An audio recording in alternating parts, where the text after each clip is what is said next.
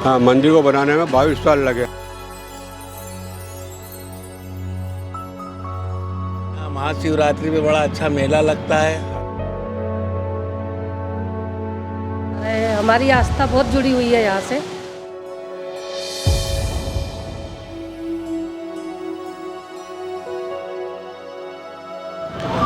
वो कौन है जो सृष्टि के पहले भी था? वो कौन है जो सृष्टि के बाद भी रहेगा? वो कौन है जिसमें जीवन और मृत्यु दोनों सांस लेती है? शिव और केवल शिव। नमस्कार, मैं हूं तुषार और आप देख रहे हैं धर्मभाषी। आज हम आए हैं इंदौर के परदेशीपुरा स्थित द्वादश ज्योतिर्लिंग मंदिर में, जहाँ की विशेषता यह है कि यहाँ पर भगवान शिव के 12 यानी कि सारे ज्योतिर्लिंग स्थापित है। यहाँ पर विशेष तांडव आरती होती है। तो आइए हम भी भगवान शिव के दर्शन करते हैं और जानते हैं इस मंदिर के विशेष परंपरा और संस्कृति के बारे में।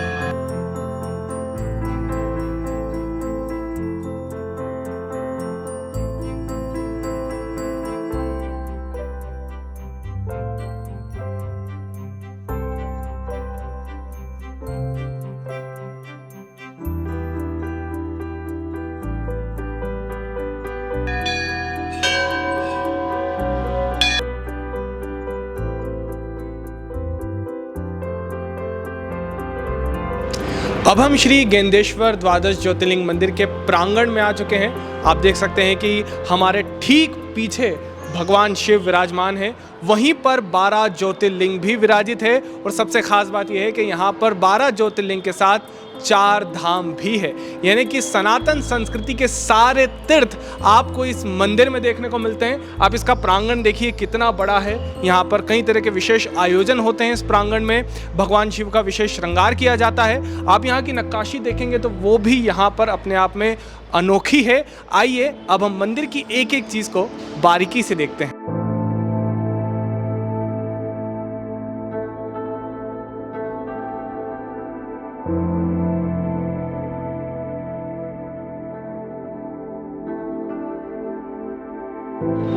मंदिर की दूसरी विशेषताओं से पहले हम प्रांगण की खूबसूरती को ही एक बार निखार लेते हैं। देखिए, आप जैसे ऊपर स्पष्ट रूप से देख सकते हैं कि कितनी खूबसूरती से कलाकारों ने इसे हम कहेंगे कि डिज़ाइन किया है। इस मंदिर की प्राण प्रतिष्ठा 2003 में हुई थी, जिसे श्री श्याम सुंदर जी विजयवर्गीय जी ने स्थापित करवाया था। वो इसके संस्थापक थे।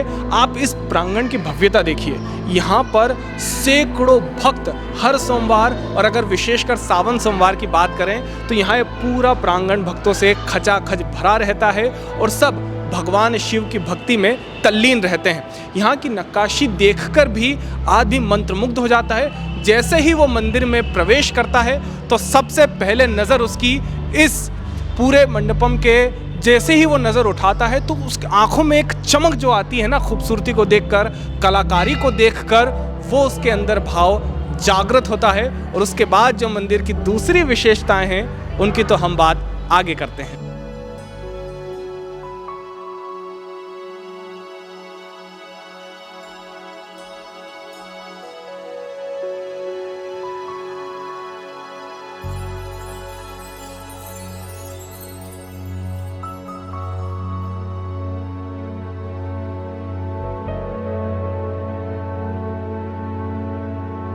सबसे पहली बात तो यहाँ आने से बहुत शांति मिलती है। लोगों की मनोकामनाएं पूरी होती हैं और बहुत दूर दूर से लोग आते हैं। अपने पूरे इंदौर से लोग तो आते ही आते हैं, उसके अलावा बहुत दूर दूर से लोग भी आते हैं। जो इंदौर के बाहर के क्षेत्र के लोग हैं वहाँ तक के लोग आते हैं। और यहाँ तांडव आरती वगैरह जो होती है उसमें बहुत सारे भक्त लोग शामिल होते हैं। और शायद महाकाल मंदिर में तांडव आरती होती है शायद, उसके बाद फिर यहाँ होती है। जैसे कोई पर्व होता है, कोई त्यौहार होता है, उसमें बहुत सारी चीज़ें जैसे दीपोत्सव है, तो ऐसे दीप से ये मंदिर सजाया जाता है पूरा, जिसमें लाखों के तादाद में दिए जलाए जाते हैं। बड़ी विशेषता है कि यहाँ पे क्या 12 ज्योतिर्लिंग भी हैं, तो इंसान को जो भी आता है उसको इधर उधर मंदिर में भटकने की ज़रूरत नहीं है। उसको सारे शिवलिंग 12 ज्योतिर्लिंग के दर्शन उसको यहीं प्राप्त हो जाते हैं।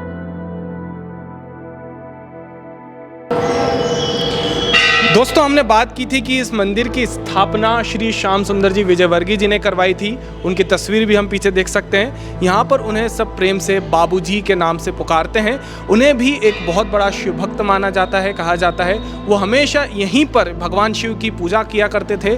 उसके बाद ही उन्होंने मंदिर निर्माण का संकल्प लिया था।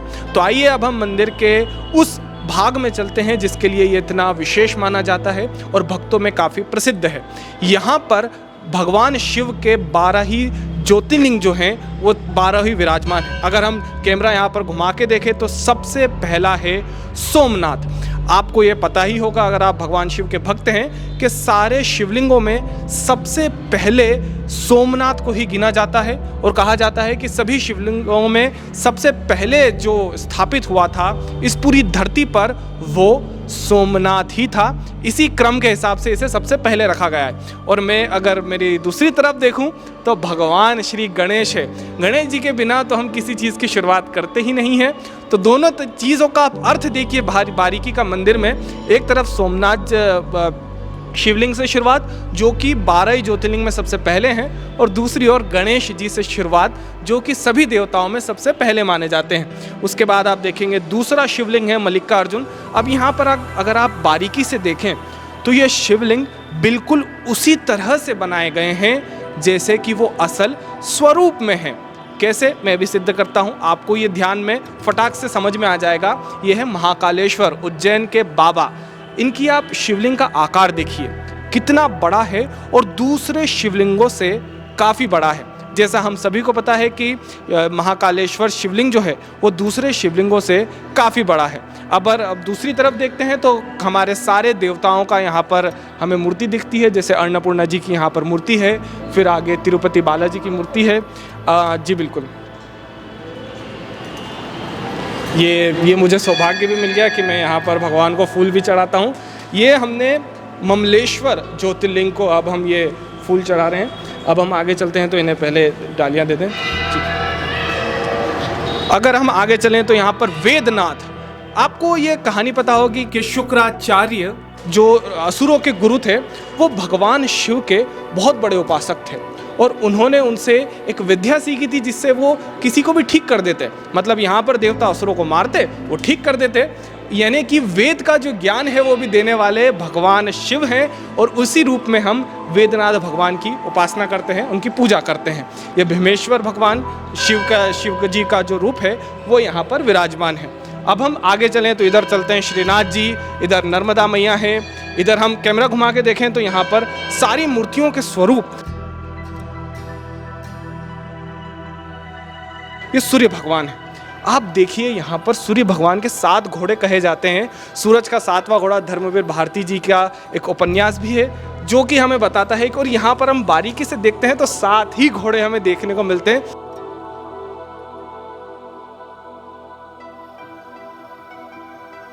दिनकर जी की भी एक कविता है, 3 दिवस तक पंथ मांगते रघुपति सिंधु किनारे।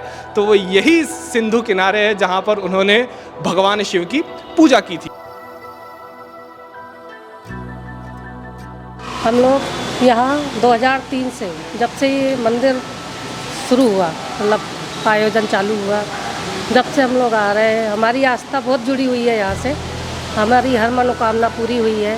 तो यहाँ जो शिवरात्रि का कार्यक्रम होता है, 2-3 दिन का कार्यक्रम होता है और बहुत ही अच्छा होता है। मतलब ऐसा हमने कहीं देखा नहीं है, ऐसा कार्यक्रम। जो हमने वहाँ पर देखी थी मूर्ति की, कैसे भगवान राम ने स्थापना की थी इस मंदिर की, वो ये रामेश्वरम की मूर्ति है। आप यहाँ के जो शिवलिंग देखेंगे ये हूबहू शिवलिंग आपको मंदिर में देखने को मिलेंगे जहाँ पर ये असल में विराजमान है।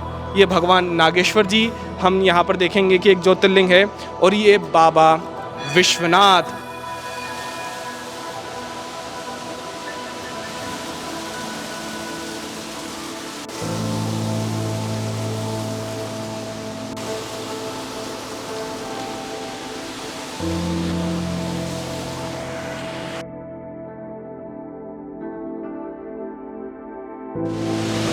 ये गेंदेश्वर महादेव मंदिर है। इसकी विशेषता है शिवरात्रि पे विशेष 5 दिन का 5 दिवसीय कार्यक्रम होता है। गणेश पूजन, माता पूजन, हल्दी, मेहंदी और आखिरी में नवरत्नों से श्रृंगार भी किया जाता है आखिरी दिन। वहाँ तांडव आरती होती है यहाँ पे, जो है ना वो भी शुरू से हो रही है, जब से मंदिर स्थापित हुआ है जब से, और आज तक चल रही है। हाँ, मंदिर को बनाने में 22 साल लगे हैं। यहाँ पे हिंदुस्तान के सब दूर से लोग आते हैं, उनकी मनोकामना पूर्ण होती है। ऊपर आपको 12 ज्योतिर्लिंग चारों धाम एक जगह है। इससे स्थिति हिंदुस्तान में कहीं भी नहीं कि एक साथ 12 ज्योतिर्लिंग चारों धाम है।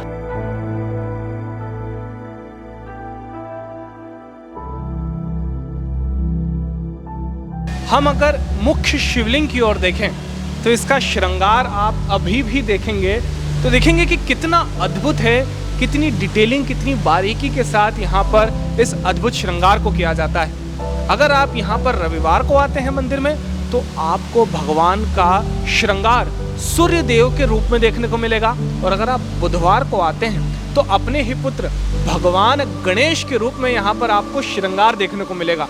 और अगर आप ठीक पीछे नजर डालें तो भगवान शिव और माता पार्वती की मूर्ति विराजित है, जिसके पीछे झरना है जो हमें ठीक हिमालय की तरह, मानसरोवर की तरह यहाँ पर प्रतीत होता है, और हमें वो ही भावना मन में जगाने में मदद करता है।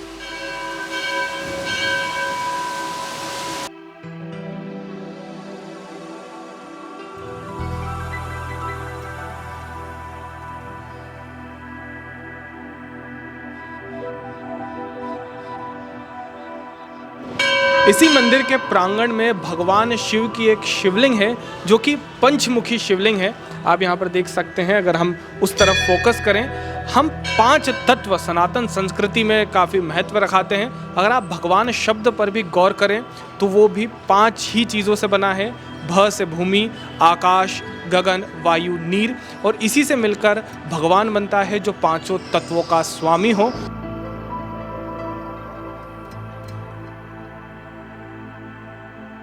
और यहाँ महाशिवरात्रि पे बड़ा अच्छा मेला लगता है। हड़ताली तीज पे रात्रि जगह होता है, एवं सावन सोमवार 4 बहुत भीड़ भाड़ से संपन्न होते हैं पूरा सावन मास। अब चलिए, यहाँ पर समय हो चुका है विशेष आरती जो होती है तांडव आरती का, हम भी उसमें सम्मिलित होते हैं।